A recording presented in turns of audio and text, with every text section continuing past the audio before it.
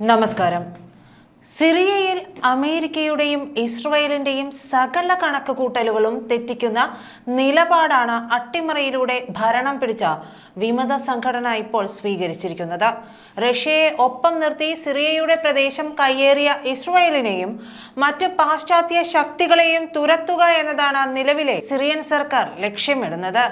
Russian സേന സിറിയയിൽ നിന്നും പിന്മാറിയാൽ സിറിയ ഇസ്രായേലിന്റെയും അമേരിക്കയുടെയും ആധിപത്യത്തിന് കീഴിലാകുമെന്നാണ് സിറിയൻ ഭരണകൂടം കരുതുന്നത്. തങ്ങളുടെ ശത്രുവായ മുൻ സിറിയൻ പ്രസിഡന്റ് ബാഷർ അൽ അസദിന് അഭയം നൽകിയിട്ടും റഷ്യയോട് ഒരു അതൃപ്തിയും നിലവിലെ സിറിയൻ ഭരണകൂടം കാണിച്ചിട്ടില്ല. റഷ്യയെ പിണക്കാതെ ഒപ്പം നിർത്തുന്നതാണ് ബുദ്ധിയെന്ന തിരിച്ചറിവിലാണ് ഇത്തരമൊരു നിലപാട് സിറിയ സ്വീകരിച്ചിരിക്കുന്നത് എന്നാണ് അന്താരാഷ്ട്ര മാധ്യമങ്ങൾ റിപ്പോർട്ട് ചെയ്യുന്നത്. ബാഷർ ഭരണകൂടത്തെ അട്ടിമറിച്ച് അധികാരത്തിൽ വന്ന വിമത സംഘടനാ നേതാവ് അഹമ്മദ് ഹുസൈൻ അൽ ഷാറ റഷ്യയുമായി വളരെ അടുത്ത ബന്ധം നിലനിർത്താൻ ആഗ്രഹിക്കുന്നതായി പരസ്യമായി തന്നെ ഇപ്പോൾ പ്രഖ്യാപിക്കുകയും ചെയ്തു.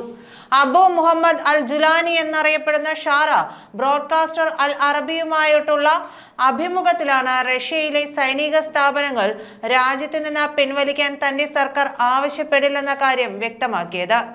ഇത് ഇസ്രായേലിനും അമേരിക്കയ്ക്കും വലിയ പ്രഹരം തന്നെയാണ് എന്ന് വിലയിരുത്തേണ്ടിയിരിക്കുന്നു. സിറിയയിലെ തീവ്രവാദ ഗ്രൂപ്പുകൾ ഡമസ്കസിന്റെ നിയന്ത്രണം ഏറ്റെടുക്കുകയും മുൻ പ്രസിഡന്റ് ബാഷർ അസദിനെ രാജിവെക്കാൻ നിർബന്ധിക്കുകയും ചെയ്തതോടെ സിറിയയിൽ ഖമൈമിയും ടർട്ടസ് താവളങ്ങളിൽ തമ്പടിച്ചിരിക്കുന്ന റഷ്യൻ സൈനികരുടെ ഭാവിയാണ് ചോദ്യം ചെയ്യപ്പെട്ടിരുന്നത്. രാജ്യത്തിന്റെ മെഡിറ്ററേനിയൻ തീരത്ത് സ്ഥിതി ചെയ്യുന്ന ഖമൈമിം എയർബേസും ടർട്ടസിൽ ഒരു ലോജിസ്റ്റിക് സപ്പോർട്ട് സെന്ററും റഷ്യയുടെ സിറിയയിലെ താവളങ്ങളാണ്. 2017 റഷ്യയും സിറിയയും തമ്മിലുണ്ടാക്കിയ കരാർ പ്രകാരം 49 വർഷത്തേക്ക് റഷ്യൻ സൈന്യത്തെ സിറിയയിൽ വിന്യസിക്കാൻ അധികാരമുണ്ട്. ഈ കരാർ പ്രകാരം തുടരുന്ന റഷ്യൻ സേന ഭരണമാറ്റത്തിന്റെ പശ്ചാത്തലത്തിൽ സിറിയ വിടരുത് എന്നാണ് പുതിയ ഭരണകൂടം ആവശ്യപ്പെട്ടിരിക്കുന്നത്. ലോകത്തിലെ ഏറ്റവും ശക്തമായ രാജ്യമായ റഷ്യയുമായി നല്ല ബന്ധം നിലനിർത്തുന്നതിൽ സിറിയയ്ക്ക് തന്ത്രപരമായ താൽപര്യങ്ങളുണ്ടെന്നാണ് അൽ ഷാറ പറയുന്നത്. റഷ്യയുമായുള്ള ദീർഘകാല ബന്ധത്തിന് അനുയോജ്യമല്ലാത്ത രീതിയിൽ റഷ്യ സിറിയയിൽ നിന്ന് പുറത്തു പോകാൻ തങ്ങൾ ഒരിക്കലും ആഗ്രഹിക്കുന്നില്ലെന്നും അദ്ദേഹം വ്യക്തമാക്കിയിട്ടുണ്ട്. അൽ ഷാറ റഷ്യയുമായി കൈകോർക്കുന്നതിന് പിന്നിൽ സിറിയയിൽ വിദേശ ശക്തികൾ നടത്തുന്ന ആക്രമണത്തെ ചെറുക്കുകയെന്ന ലക്ഷ്യമുണ്ടെന്നാണ് നയതന്ത്ര വിദഗ്ധരും വിലയിരുത്തുന്നത്. റഷ്യയെ പ്രകോപിപ്പിക്കുന്നത് ഒഴിവാക്കാൻ സിറിയൻ നേതൃത്വം താൽപര്യപ്പെടുന്നതായും പൊതു താൽപര്യങ്ങൾ നിറവേറ്റുന്ന രീതിയിൽ സിറിയയുമായി റഷ്യ തുടർന്നും നല്ല ബന്ധം പുനഃസ്ഥാപിക്കണമെന്നുമാണ് വിമത നേതാവ് പറയുന്നത്. ഇതിനായി വലിയ അവസരം റഷ്യക്ക് നൽകാൻ തയ്യാറാണെന്നും അൽ ഷാറ ഉറപ്പ് നൽകിയിട്ടുണ്ട്.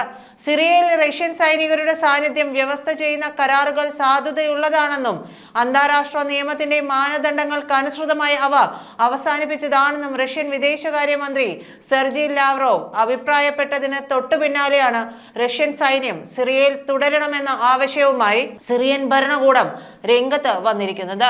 അതേസമയം മാർച്ച് 1 വരെ നീളുന്ന പ്രഖ്യാപിത പരിവർത്തന കാലയളവ് അവസാനിച്ചു കഴിഞ്ഞാൽ സിറിയയിലെ പുതിയ അധികാരികളുമായി സിറിയയിലെ റഷ്യയുടെ സൈനിക സ്ഥാപനങ്ങളുടെ ഭാവി ചർച്ച ചെയ്യാൻ തയ്യാറാണെന്ന് റഷ്യൻ വിദേശകാര്യ മന്ത്രാലയവും അറിയിച്ചിട്ടുണ്ട്.